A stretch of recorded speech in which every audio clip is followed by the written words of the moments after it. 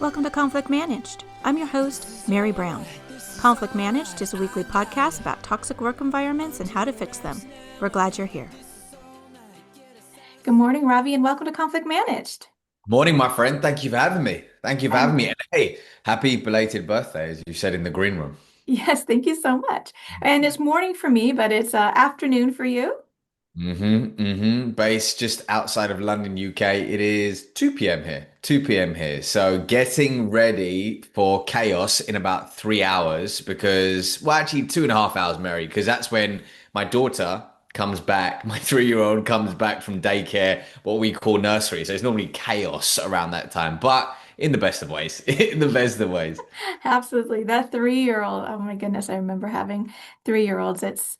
They're so interesting and so fun to be around, and it is a lot of work and chaos at the same time. Good chaos. So how old are your children now? I have a 24-year-old, a 22-year-old, and an 18-year-old. Three Wow. boys, three boys. Three boys. Wow. So you've got real human beings with real feelings, with real problems. That's incredible. So they've all flown the nest, or is the youngest still at home? Youngest is still at home, a senior in high school. And yeah, so I've been staving off the tears until, when I'm really an empty nester, and my husband and I will look around and we have amazing, amazing children and so very proud of them. Are That's you enjoying being a parent? I am. It doesn't come without its challenges, obviously, because I'm a big believer that anything worth having in life has its challenges. But I Mhm. feel like see, my daughter's my eldest, she's 3, and my son is 10 month old, about to be 11 months in a few days. But what I've noted personally is being a father, becoming a father has elevated me as a man in so many different ways, whether it's my health, whether it's my mindset, whether it's my patience, everything. It's made me better in every area of my life. But that has required me, to be tested, whether it's, you know, learning how to be in my children's world and understanding, for example, the emotion behind whatever behavior it could be, or whether it's being at work on 3 hours sleep. It's just tested me in so many ways. But as I said, it's the best. It is the best thing that has happened to me, truly. It is. Yeah. I agree. And maybe this might be early to get into this, but um, so I taught philosophy for over 20 years. And uh, one thing that I would ask students, we were talking about freedom. Like, what does it mean to be free, to live freely? And are you more free if you are not in a relationship or in a family and maybe have children? Are you, because you have all these obligations, are you more free on your own? And what I think is the truth is that we think about freedom in a variety of ways. So if you don't have children, then you are free or a significant other. Your time is your own, and there's all these things that you can do, and you have these certain sets of freedoms. But because I have chosen to have a certain kind of life and under certain parameters, I have the freedom to, and when they were smaller, tuck my children in at night, to be in their lives because of the other kinds of choices that I make. So because of these restrictions, I have all of these freedoms about love and relationship that are lost if or not available if you don't decide to have those restrictions. And I think that also plays into our life at work. A lot of times we think, what does it mean to be free or be a professional? I'm unfettered and I'm not making any sort of loyalty claims, or I'm not going all in relationships. I'm not playing the long game in and how I show up and investing in myself and others so that I can be free to do what I want to do. And that's a certain kind of freedom, but but then you're not going to have the goods of robust networks and relationships with colleagues and building what it really takes to build strong relationships, which is doing hard things with others. Yeah, that's a really interesting point about how every single one of us defines freedom very, very Mhm. differently. And also, a different version of me, say 10 years ago, same person, but a different version, would have defined freedom very differently back then versus how I do now. And I am curious to know from the work that you've done in a business context, do people really know their own personal definition behind the word freedom? I don't think we really think about it. I think when we think about freedom, we think just about political freedom. You know, what kind of rights do I have externally? A lot of times we don't think about the freedom we have internally, which I think is problematic when it comes to conflict because we tell ourselves a story. I'm not free to act for my own good until somebody else does something, this external, until the other person forgives. I mean, the other person asks for forgiveness, or they change, or the system changes, or somebody notices my pain. And so I think we would do ourselves a good service to really consider what we think about internal freedom and therefore agency and what we really have control over, because we don't have control over anybody else, the outside world. We only have control over how we decide to show up and how we decide to respond to the circumstances around us. So I just don't think a lot of people spend much time thinking about what freedom really is. And it's, as you said, it's different for different people at different times in their life and in different kinds of context. But you know, we just like those little. We don't think a lot of times very deeply about things that really actually would impact us positively if we spent some time thinking about it. It's really interesting you say that because you can just go on any social media platform and you can find a founder who is quote unquote extremely financially successful. And they thought that was what freedom looked like. But because in this season of their life, they don't have internal freedom, ultimately the pursuit of financial gain is actually masked the very things they need to work on to gain the freedom that they were actually seeking. So it's interesting when you spoke about the differences between internal freedom and external freedom, even though you didn't say the exact words, external freedom rather. It's interesting because I believe a lot of the time when we do the inner work, we make the dream work. And it's actually something I talk about in my book, but the inner work and, being on a journey of introspection, I believe is actually very, very important. And there's a lot of freedom that comes with that. There is a lot of inner peace and freedom that can come with that. Absolutely. And I'm so looking forward to talking about your newly released book, Five Mm. Communi Your book is Relationship Currency, Five Communication Habits for Limitless Influence and Business Success. But before we Yes. get to your book, I want to hear about you. Can you tell us about the first job you ever had as a young person? Oh, first job I ever had as a young person. Well, I'm 37 this year, so I'm thinking when you say young, do you mean literally first ever, ever, ever? First teenage job. The first paid or unpaid or both? Whatever resonates with you. First one that comes to mind, I must have been 15 or 16, probably 16.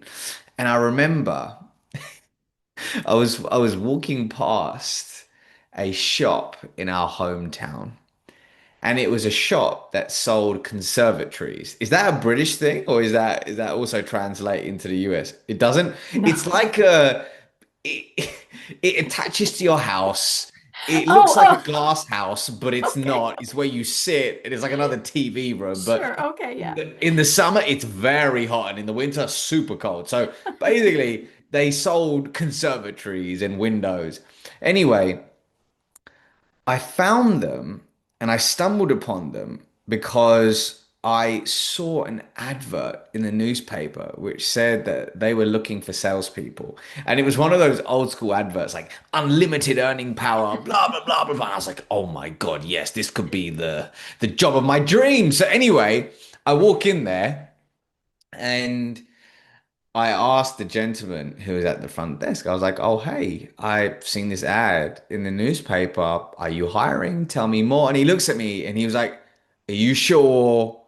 Are you sure you really want this? And I was like, yeah. I mean, I gave him the whole spiel because I thought there's unlimited earning power here. Little did I know it was a commission only sales role, which actually is very uncommon here in the UK. Normally you have a base salary and then commission on top. So anyway, he said, look, listen. come to do some training. I think you'll do really well, but you need some product training. We start next week. So I walked in there on day one of product training with me and another individual, and I was like, what is this? This is so dull. I found it so boring. Literally falling asleep at my desk in a tie that was way too big for me, in a jacket that was way too big for me, like a parent buying a jacket for their kid when they enter preschool that they should grow into. I just look like an oversized kid. Wearing a jacket, sorry, an oversized jacket, and a kid wearing it. So he said, listen, that was day one, but why don't you come with me later on in the day and you could see how we, sell these and you can even have a go yourself.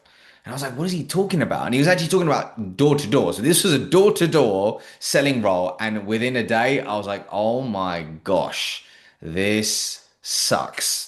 This is awful. I quit. So I was like, that's it. That's a wrap. And looking back, I'm like, man, you should have stayed. Like, you should have stayed. You should have learned the graft of knocking doors, to people selling this random product. You would have learned so much. But hey, I quit. And that's it. That's the first job I've ever had. I've never been asked that question. So funny enough, that is it. Yeah, that's the first job I ever had.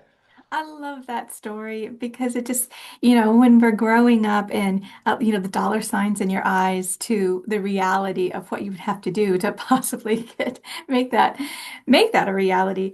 It's so, I mean, it carries, I think, with a lot of us. We think, oh, what the prize is, but then, oh, what the work is. And there's the art of finding both, like what is the work that I want to put in to get the prize.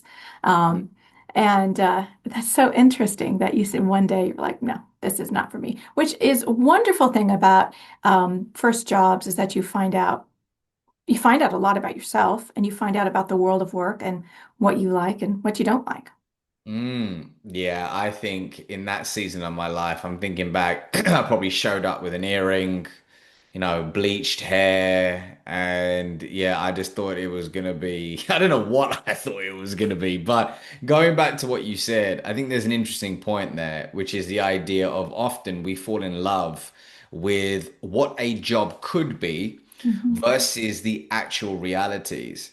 And it's Mhm. very easy, especially with whatever is flavor of the month in that season. So right now, everybody wants to be an entrepreneur or a YouTuber or whatever it could be. Back when I was growing up, everybody wanted to be an investment banker. Everybody wanted to be an investment banker. And I feel like as seasons change, the shininess of different jobs shift. But once you get into that actual world and the honeymoon phase is over, if you aren't in love with the reality and you fall in love with the perception of it, it can be a rude awakening. Mhm. Absolutely. So where did you go on? What do you consider your first professional job? Well, would you like the answer filled with corporate jargon, or would you like the one filled with a bit of personality? You're smiling, so I'm assuming. Personality. Let me take you back. So, let me take you back to when I was about 9 years old, just for a second. And that was a time when my mum literally shoved me very kindly into the same dance school as my little sister. So you, you can imagine how I felt as a 9-year-old boy, being the only boy in school enrolled into a dance class. Now, on the face of it, I was mad. I was fuming. I was super embarrassed that this dirty little secret was going to get out to everybody in school. And by the way, it did, but that's a story for another day. But internally, Mary, I started to feel like, hold on, this being on stage is incredible. This is kind of cool. Mhm. This is great. And eventually, my mum let me quit, thankfully. And I stumbled into theatre as a teen with zero acting experience. So, growing up, everybody would always say, hey, Ravi, you're going to take this whole speaking, presenting, or acting thing seriously because, hey, we think you're pretty good at it. And in my head, Mary, I had two voices on my shoulder. Voice number one said, go. Go for it. Go have some fun. Follow your zone of genius. And the other voice said, hey, It's time to grow up. You've seen Gordon Gekko in the movie Wall Street. Greed is good. Go follow the money. So my vehicle to go follow the money was a career in investment banking, funny enough. So I finished up business school and I ended up on the trading floor at Citibank, where I actually began my first full-time role in corporate sales, selling foreign exchange products to multinational corporates. And over time, it hit me that why is it that this job has everything that I desired on paper, yet internally I don't feel whole. I don't feel complete. Mm, Something feels off, but I couldn't put my finger on it. I couldn't mhm. put my finger on it. So I continued, went about my day, went about my months, went about my years, and eventually I said, you know what? In 2016, in August, I said, I'm out.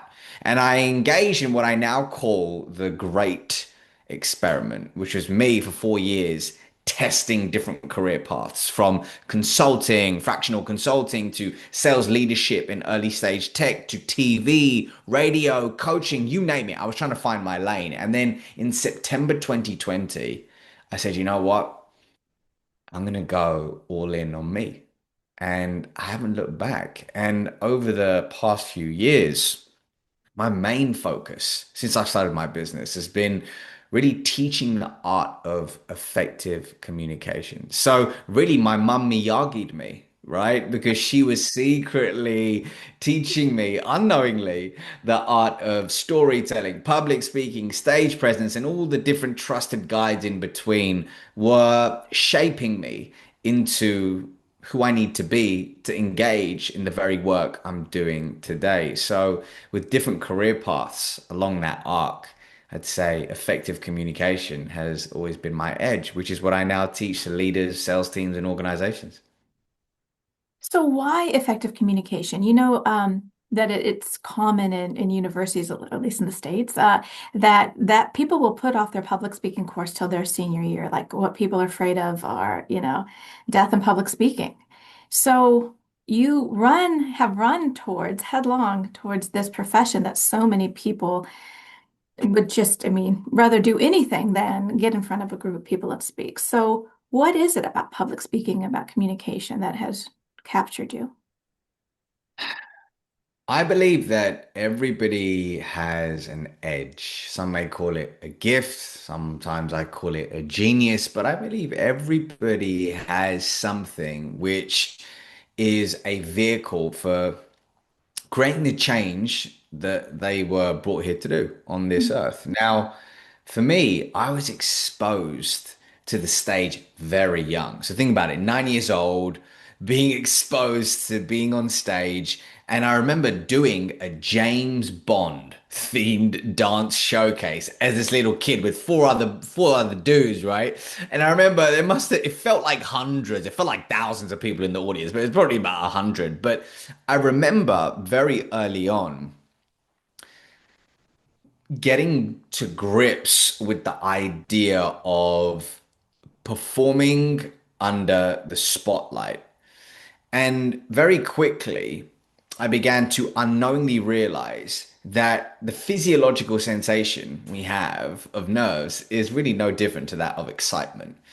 And I was able to reframe that whether it was in theater or whether it was in a pitch or presentation quite early on, and then had the reps over the past few decades of doing so. And I also just felt very early on that I feel deeply at home when I'm on stage. So I would be lying if I said to you that everybody it's like if I told you, hey, Mary, what's one thing that comes super easy to you now that the rest of the world find really difficult? What would you say that thing is? Um, Probably deconstructing philosophical arguments. There you go. So if I were to, or if whoever it were to come into one of your classes, take a look at philosophical arguments and be able to deconstruct them first time out, I would flop. Most people would flop straight flat on their face, right? But you've been through seasons of putting in the work, getting the reps in, failing, getting back up, because there was something about that which created an emotional pull, which led you to feel excited and expansive by it, expanded by it. And now you are here doing the very thing you do because of what you took on decades ago. So I would say that's where it is for me. It's less about being comfortable or uncomfortable. It's something I've just been doing for Mm. quite some time. So I've had the Yeah. reps, but I also gravitated towards it in the same way that you gravitated towards dissecting philosophical arguments. Mm. Yeah. It is interesting, these natural inclinations that we have and how important it is to know yourself, right? So that we can, positive psychology says if you want to get better at something, we'll figure out what you're good at and then work on that instead of finding the holes that you're only ever going to be passable at because it's super hard for you, right? So having a good team is having a diversity of people and what they can do so that each person can find their thing and fill that hole and get better at it, right? So um, understanding that about ourselves, like what is it? And the soul searching that you did, or the searching of who you were for 4 years, is very interesting.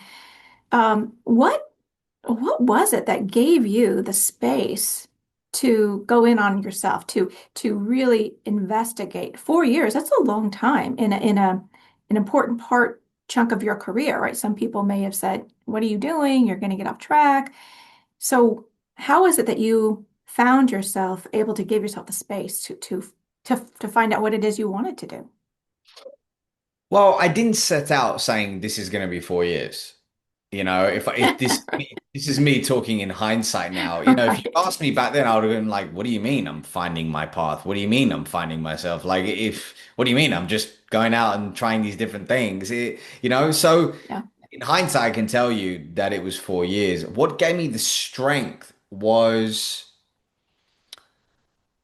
I would say, knowing that I was dissatisfied internally and that what I thought I had wanted, more of that wasn't going to create change.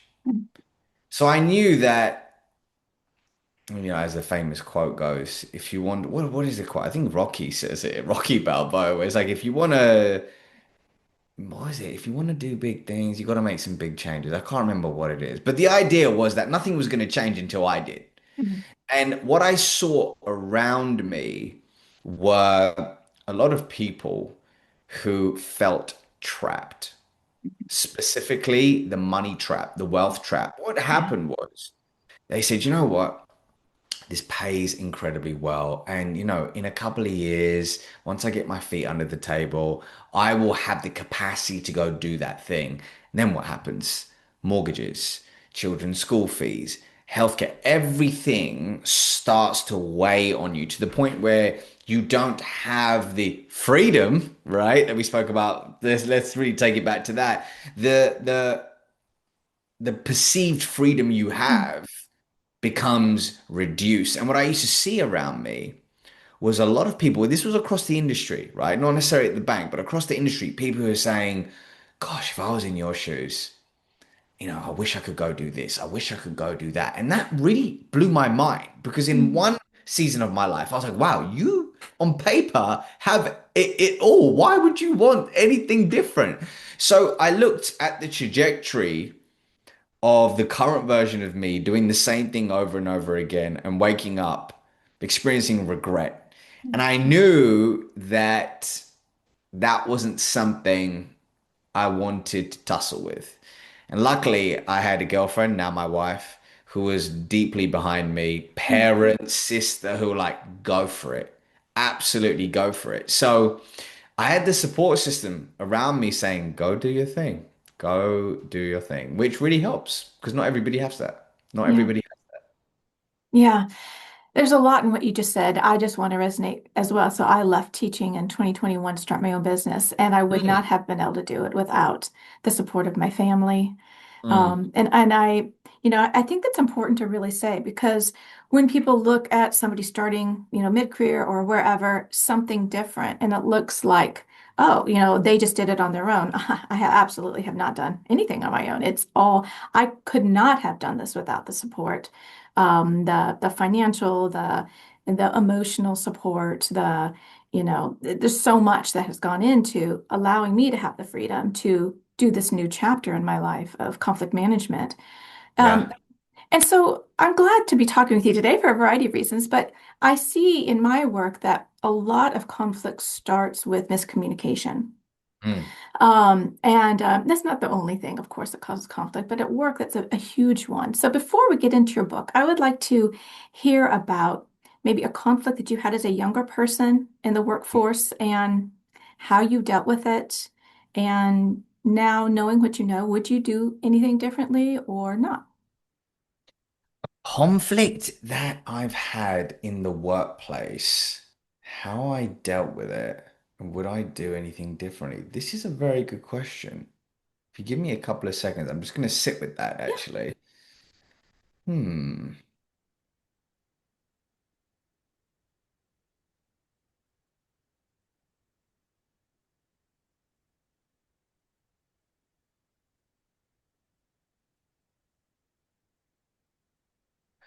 When you say conflict, I'm curious. How are you defining that in a workplace context? It's a great question. Conflict comes in all different sorts of ways. Sometimes it could Hmm. be just that I am having a problem with somebody else, whether or not they know there's a problem, right? Because a lot of times we tell ourselves stories that somebody's intentionally doing something, but it's just I'm frustrated with how they are micromanaging me or ignoring me or talking over me or taking credit for something that I've done or being rude or whatever it might be. So there's sometimes it's this I I have these uh, negative feelings towards this other person because I feel like I'm being mistreated in some kind of way. And then of course there's other times where it's more of a tussle where clearly me and a colleague or me and a boss or somebody that reports to me, we are just not meshing and we are talking past each other and it's starting to get shorter and more uncivil and it causes stress. Um, a lot of times people they leave organizations because of how they feel like they're being treated by colleagues or management and not so maybe not the job, right?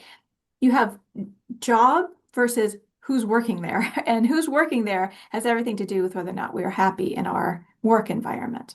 So conflict is varied. Um, does that help? It does, it does. And I've got so many whirring through my mind. What I'm going to move to actually is internal conflict Sure. Yeah. that I had. And I'll never forget this. I remember super early on in my career, my boss pulls me aside.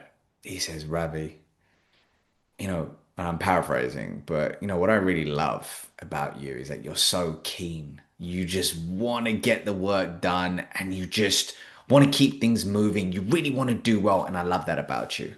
But here's the problem. You don't listen. You don't listen. So what happens is when I'm asking you to do something, instead of deeply absorbing what is required for this task. You're already thinking about how you can start it, how you can finishing it, and then it ends up taking a lot longer than it could have, should have. But if you had sat down, deeply listened, and actually sat with it, it would have been a lot easier for you to get that project done. Does that make sense? And I'll Yeah. never forget that. I'll never forget that because what I started to realize was that, okay, it's about having deep presence in this moment. And this is in hindsight. I don't think I had the consciousness to use the language I'm about to use now in that season. But what I realized in hindsight is what that version of me required was deep presence to truly sit back and find a way to maybe regulate my nervous system before I got into the workplace. Really be in a state of neutrality, be in a state of calm so I can be present, so I can listen, so I can have more conscious conversations, which would have allowed that version of me to save a lot of time and energy because often I would run around like a headless chicken just trying to get stuff done and trying to do this and trying to do that. So that internal conflict of wanting to get stuff done was vivid, because I wanted to do well and excel, but slowing down, Mm. having deep presence, actually doing that in that season of my life, I found very, very tricky. When you were given that feedback, Mm. do you remember feeling defensive? Do you remember feeling, oh my gosh, this person is doesn't see all the good things that I'm doing. They don't understand me. Or were you able to receive it at that time? I was able to receive it, but I don't believe that I was able to fully understand it. Hmm. If that makes sense. Yeah. On a I suppose on an intellectual level, yes, it was like, okay, I need to listen here more effectively. But intuitively, I understand it on a much deeper level now. Now, here's the thing. I never felt, from what I recall, defensive in that moment because he approached it with he approached it in a very constructive way. You know, it was in a one-to-one setting. That individual didn't call me out in public. Hmm. It was leading with, here's what I love about your energy, but here's the opportunity. Because, you know, with anything, there's a light and there's a shadow. So, Hmm. for example, some people say, oh, I hate the fact that, I don't know, I'm a people pleaser. But the darkness associated with that may be setting yourself on fire to consistently keep others warm. But the light Hmm. that comes with that shadow is being so giving to clients, constantly going above and beyond, being really attuned to the little things and their needs. So, really, it's not about getting rid of the people pleasing mentality. It's about understanding when it's grounded from an unhealthy state or place. So going back to this, the way I look at it now is the energy of me wanting to excel and really get things done in a fast way. There's the light and the shadow associated with that. The shadow is illuminated, and what I needed to do was really focus on it. But because of the way in which it was done, I didn't feel like, oof, this this feels, I don't know, this feels off. I recall it being like a gut punch, no doubt. I was like, oh, that sucks, right? Hmm. That sucks. But this individual is right, and this is an opportunity. So early on in my career, that was very early on in my career, that was something I still remember today, which shows you really the emotion that it evoked. I like a lot of what you said, about how the information was delivered to you, and that you thought it was right and you received some of it, as much as you could at that time. But that it isn't without the sting, without the gut punch. We show up, we want to be doing great, we think we're doing great, and then we get this negative feedback, and it can feel demoralizing. And I think that's one reason why people don't give feedback because they don't want, if they think somebody's great and they're giving this feedback just to make them better, they don't want them to feel bad or whatever it might be. But then if we don't give feedback, realizing it is going to sting or feel like a gut punch, that's pretty normal. If we don't give that feedback, then it's a disservice to that person. It's uncaring. It's not being a good leader. They won't get any better at whatever the issue is, and you will be frustrated with them, right? So, when we think about the stings or the hurt that we can get at work, like the normal stuff, like not the bad stuff, it's gonna happen. I mean, we make mistakes, we do need to grow. We do need to tell people we're having issues of whether or not it's our boss or you are the boss, right? We need to do all this stuff. And so I think getting better and emotionally regulating ourselves to be able to do those personal hard things. Like we do hard stuff at work all the time, it's stressful, but the interpersonal stuff, knowing that if you show up and you really, say like your boss said to you, then instead of just letting it go and letting you and not giving you that feedback, right? So the pleasure of not speaking turns into more displeasure as you go along rather than taking the, oh gosh, I don't, I can imagine your boss coming in thinking I need to have this conversation and, it might be difficult. I don't know how he's going to take it, but doing it anyway, right? That's leadership, doing it anyway, even though it's going to be difficult. And you don't want somebody to take it in the wrong way, but it's still negative when somebody is saying that you're not doing something right or there's something that you need to work on. It doesn't feel good. But I think that we need to get over this. Just that it's okay, like to normalize that we are going to get feedback where we could be doing something better or we need to be doing something else, that is just a normal part of our professional development. And so getting better at receiving it and getting better at giving it instead of, do you understand what I'm getting at here? I do. No, I received that. I do hear what you're saying. I think what's coming up for me is there's three things. Number one is the intention behind the feedback is very, very important. Number Mhm. two is the individual behind the feedback is also very important, as well as the third thing that doing the hard thing is sharpening you and expanding your being so you can become the type of individual that's able to receive and sustain your biggest desires. Let me give you an example. And this is straight from a gentleman called David Guillaume, who actually teaches the spiritual wisdom of Kabbalah. Now, he talks about this really interesting analogy. And he says, imagine a bulb, and this bulb is 100 watts. Now, you, listener to this episode, is asking for 1,000 watts of energy, which is promotions, which is pay rises, and all of this good stuff that you desire. But your bulb can only handle 100 watts of energy. As a result, it cannot receive that light. It physically doesn't have the vessel right now to receive that light. So the idea here is rather that when you claim and put your flag in the sand of I want that promotion, or I desire a pay rise, or I desire more responsibility, the moment that occurs, you are going to experience the people, projects, circumstances that are going to test you. Now, the testing is required to help sharpen your being and expand that bulb, if we're still running with the analogy, so you can receive that light and all of those desires. So, actually, those moments are gifts. Yes. When often what we look at is how can I go through my day unscathed? Yeah. How can I go through my day Yeah. without feeling triggered? Now, the truth is a trigger, as I see it, really is an opportunity and a mirror reflecting an opportunity for internal growth. So if you look at somebody right now who's listening to this and go, wow, my boss gave me feedback yesterday and it deeply triggered me and I got defensive. On a human level, I get it. It's like, ah, that sucks.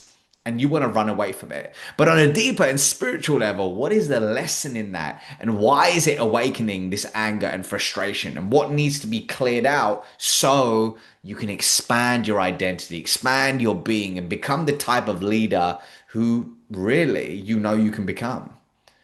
Absolutely. And I think it starts with like, who do we want to become? If we don't have that vision for ourselves, how are we going to get there? And if we just are just trying to, I love that, get through the day unscathed, what kind of choices are we going to make? How are we going to be isolationist in relationships? And I believe that the quality of our life has to do with the quality of our relationships at home, at work, and the community.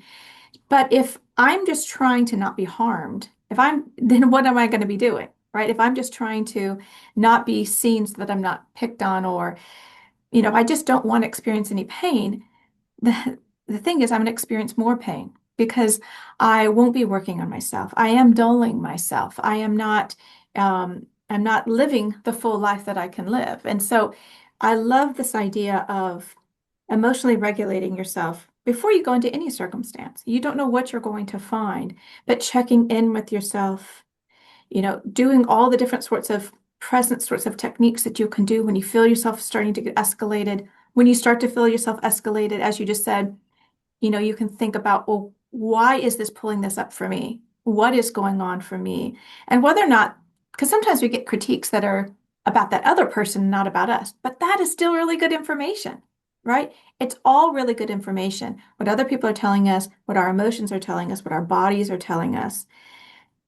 But I think that comes with intentionality, right? It really comes with asking these sorts of questions continually. Who do I want to be?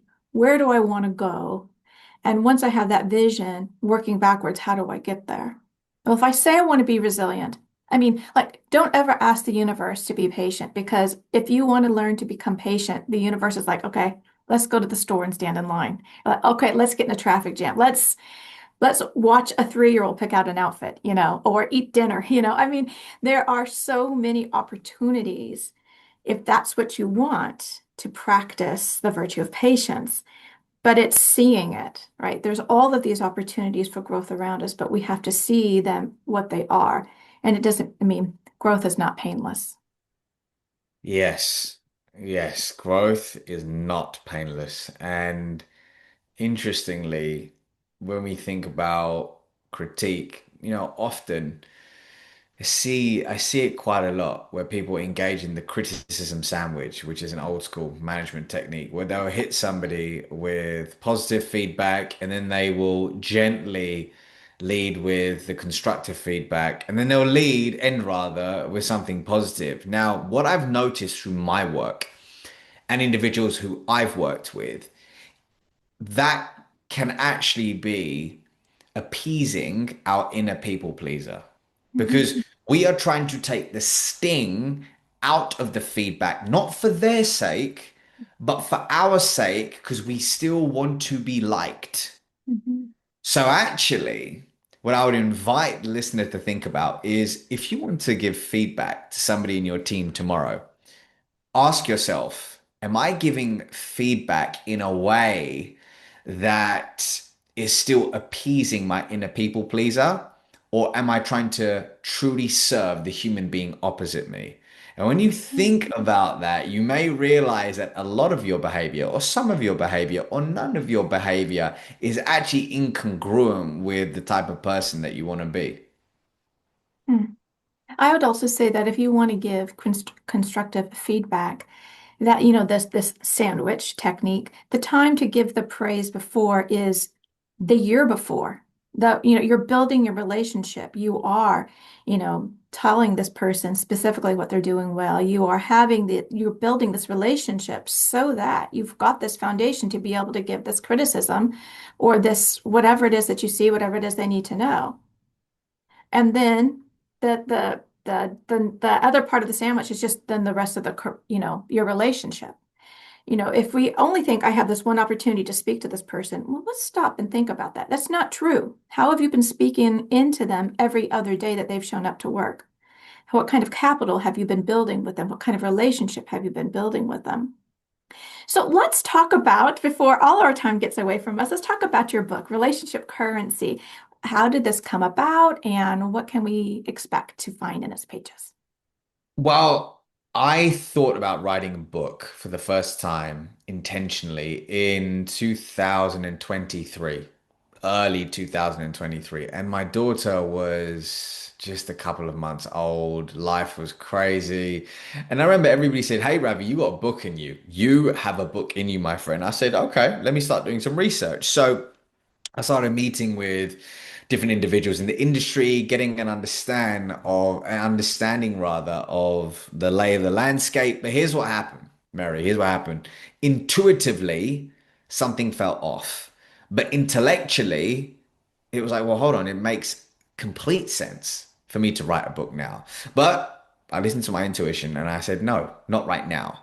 In 2024, after a call with my mentor in April, March or April, I can't remember the exact date, March or April, we extracted my vision for the next few years. And the book was, I came out of that conversation again, and intuitively, it felt like a hell yes. Intellectually, it was like, really? No. But I said, you know what? I'm going to do it anyway. So that's what happened. So June 2024, I first put pen to paper. And hey, now it is officially released as of the 4th of November. And what you can really expect from it is five communication habits rather, which are designed to help you build trust, have conscious conversations, and truly build authentic business relationships, with the outcome being sales, leadership, and business growth.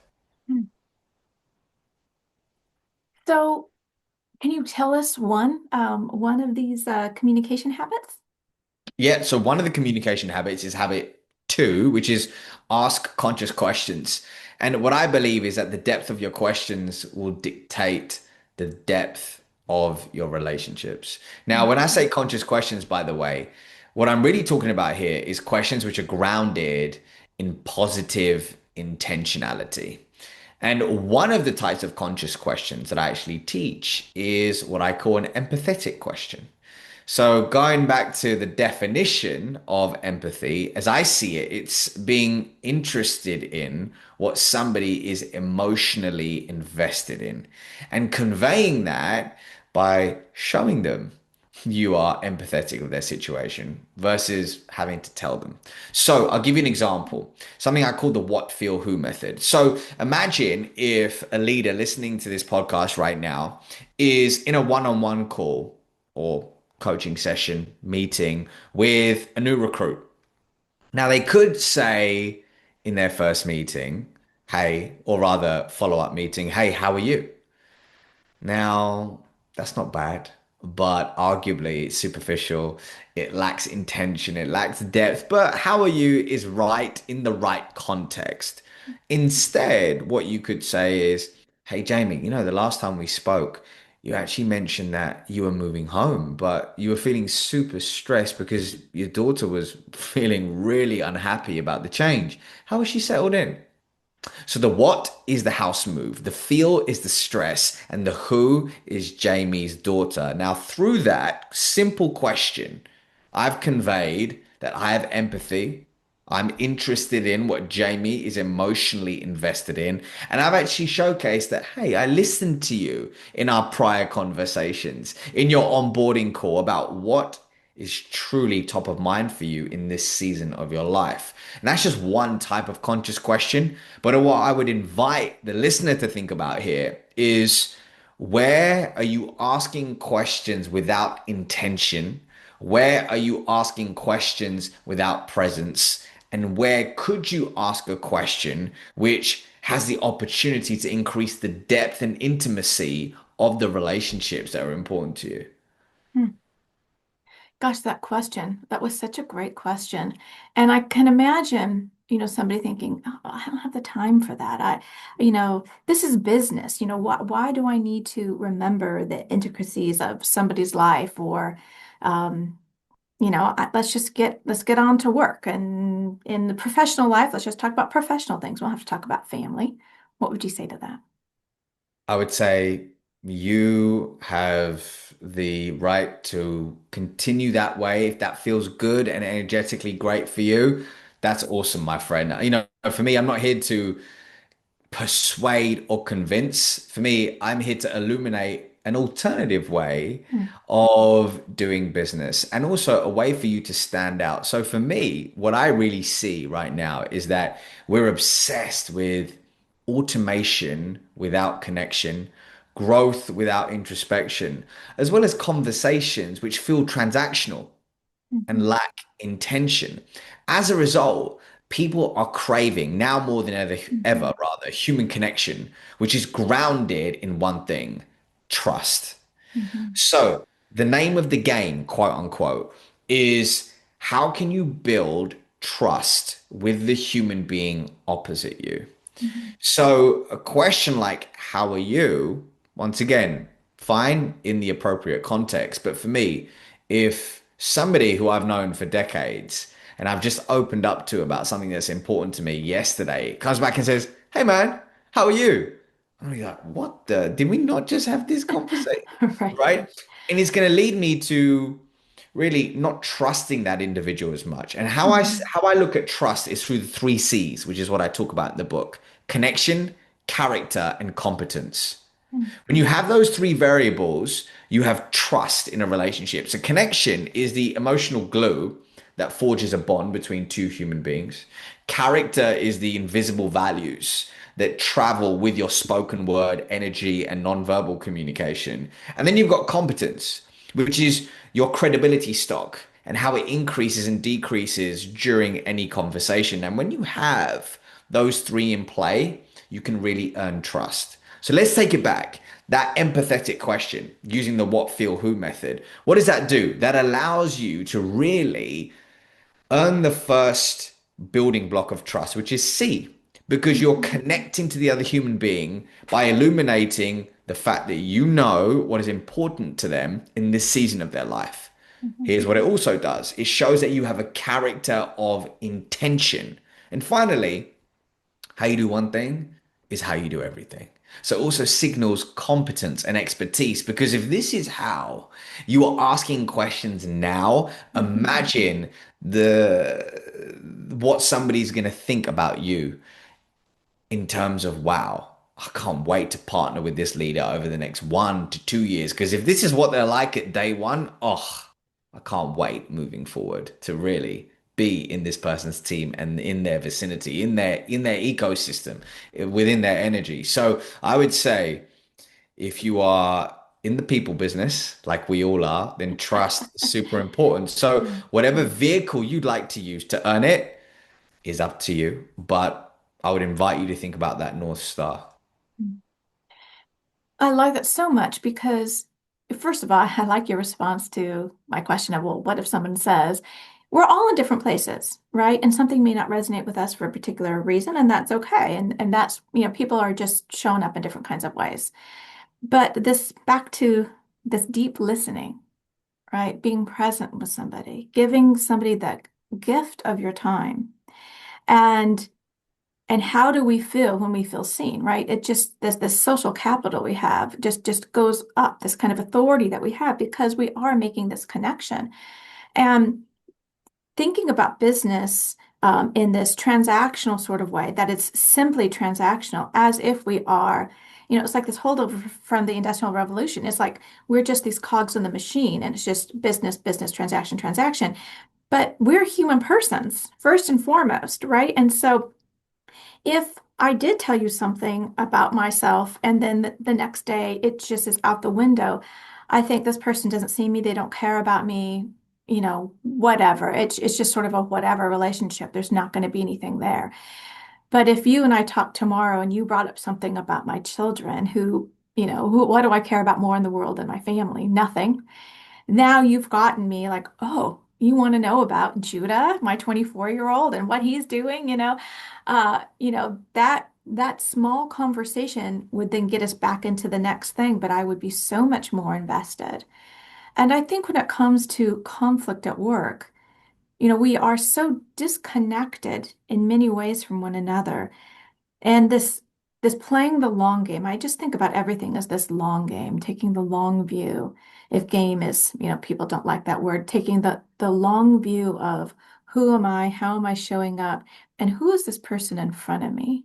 They are not 2D. They are a human person that deserves infinite, I think they have infinite dignity and worth, and I'm here to show up in their life and vice versa. And we can do good things together in the marketplace.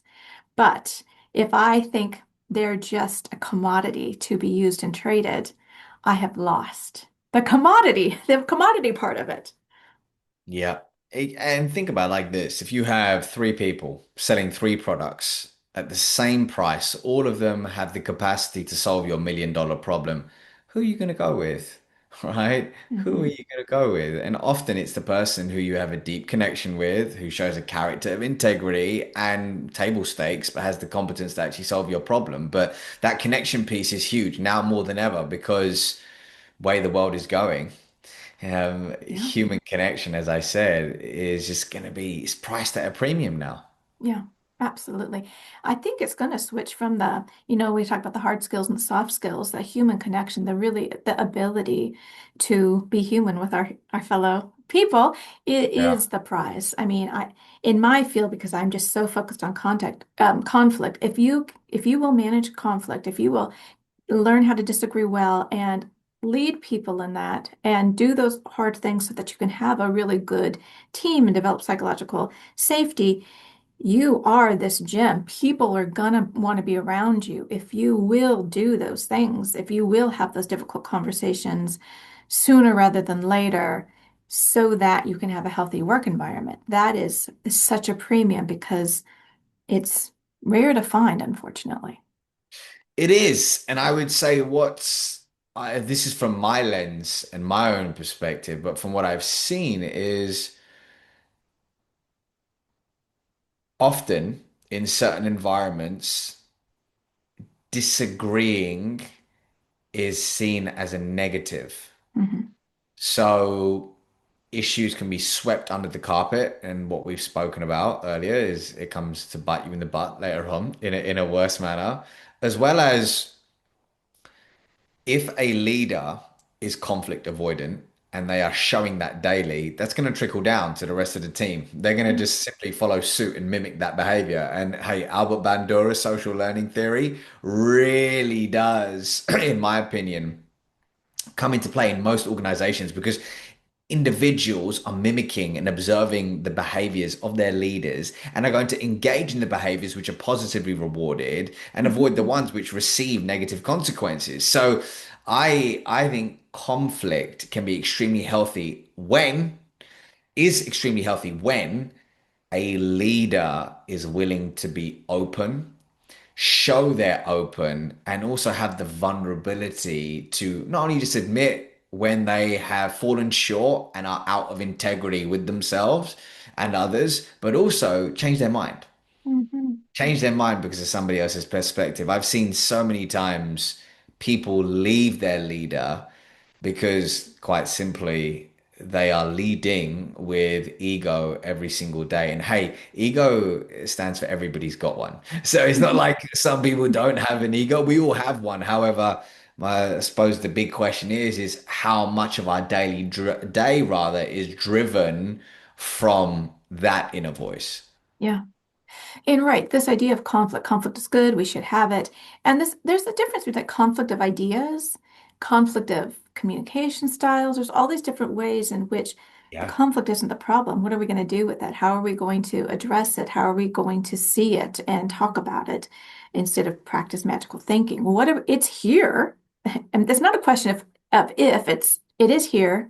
Um, and when of different kinds of conflict. So how are we going to show up in the everyday? What is the leader doing? Because as you said, as the leader does, they are setting the norm, independent of what some value statement says. Whatever they're doing, what's rewarded, if you want to stay gainfully employed there, is what people are going to do. It's funny you say this. So I won't mention this individual's name to be in integrity with them, but there was an individual who I had a conversation with in very recently. But they're a long time friend. And the actual conversation itself was a lot easier than the run up to that conversation and what could be, right? Yeah. And what's very interesting is both of us showed up willing to explain and share where we've fallen short. Mm. Also, then come together to define what friendship means in this next chapter of our story and season of our life, and then actually come up with action points to behave and engage in a way that is congruent with that definition. And our friendship is infinitely better because of that. If we had never had that difficult conversation, the relationship wouldn't have grown. So, leaning into that discomfort once again and seeing it as a gift, going back to our original point at the top of the show, can shift the trajectory of your life. Mm. That's beautiful. I love that story. And Mm. it's just true if we want good relationships. If you want good relationships with your children, they're young now, and they will grow. That means you have to have those difficult conversations, right? If with a spouse, you have to have those difficult conversations, or else we tune out, we go in different directions. And that's a choice people can make. But if you want these relationships and you want them to be resilient and strong um, and genuine, then you have to do those hard things. And I mean, that's love, and that's what it is to love and to be a good friend. Yeah, I agree. I'm with you. And also, once again, going back to your point around who is giving that feedback as well as the intention behind it is everything. Because, I could log on to social media and have a comment or a feedback from somebody where they may not have the best intentions and the connection isn't that close to them. So the question is do I take on that energy? Do I take on that feedback? Like as you know, this is your space. It is such a complex Mhm. arena because human beings are involved and emotions are involved, right? Yeah. But I really think the human being, the leader that can lean into difficult conversations is the one who will develop the most impactful, intimate, and in-depth relationships. And the one Absolutely. who can ask the most thought-provoking questions and Yeah. deeply listen. And Yeah. I know we're strapped for time here, but deep listening versus active listening, like that's a whole show in itself. Well, maybe we'll have to have you come back to talk about that because those Yeah. are really important topics. So I'm going to close with this question. As you look into the future of work and think about when your kids are out in the workforce, what do you Mm. think needs to happen so that not only will all workers be treated with dignity and respect, but that they will be encouraged to thrive and flourish? Raise the consciousness of leadership. That is it. Mhm. Raising the consciousness of leadership because the more leaders do the inner work, get introspective, and work on themselves as well as the business, as they grow, their people will as well, because they'll create a container and an environment which will be one of high trust and one that people actually want to be a part of. So, as I see it, for my daughter, I mean, I don't even know what will work look like when my daughter is ready for it. She's 3 right now, as I said. I have no clue, but one thing I do know is these days being able to have a conversation like this and in person versus hiding behind a keyboard Mhm. is becoming a real skill. So don't forget to master the art of the spoken word. Absolutely. Well, Ravi, thank you so much for your time, and I encourage everyone to go get relationship currency. That sounds absolutely fabulous. Thank you, my friend. I'll catch you soon. All right, take care. Ravi, thank you so much for being on Conflict Managed. I love listening about your book. It sounds really helpful. I think that so much, the vast majority of issues at work when it comes to conflict is a lack of communication. But that is external communication and internal, right? What's going on inside of us and being more intentional and present. And oh my word, asking those kinds of questions. So, I encourage you all to go get Relationship Currency, 5 Communication Habits for Limitless Influence and Business Success. Conflict Managed is produced by third-party workplace conflict restoration services and hosted by me, Mary Brown. You can find us online at 3pconflictrestoration.com. Come back. We have new episodes every Tuesday. And I'm excited to announce that my new book, Winning the Generation Wars, Making Your Age an Asset, is coming out January 13th. So you'll be hearing more about that from me. I'm very excited for that work to come out. And if you would please like and subscribe wherever you are listening or watching this, that's much appreciated. And oh, our music is courtesy of Dove Pilot. And remember, conflict is normal and expected. Let's deal with it. Until next time, take care.